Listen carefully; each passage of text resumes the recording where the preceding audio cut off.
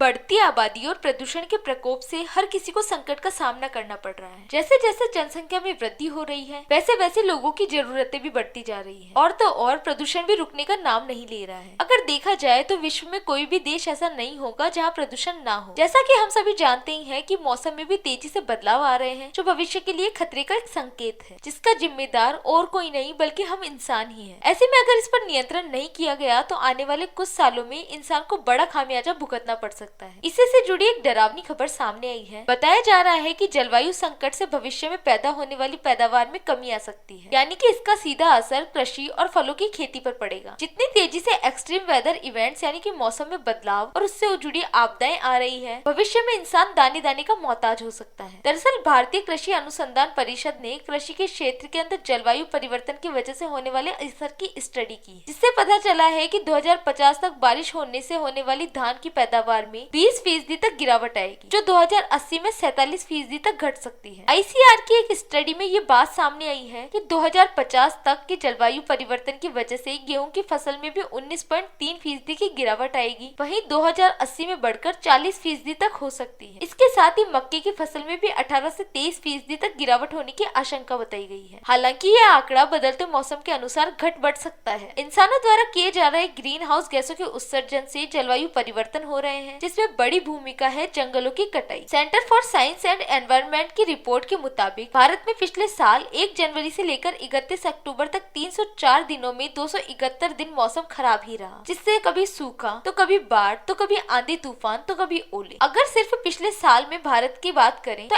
Extreme weather events यानी मौसम संबंधी भयानक घटनाओं या आपदाओं की वजह से 18.1 लाख हेक्टेयर जमीन पर लगी फसल बर्बाद हो गई।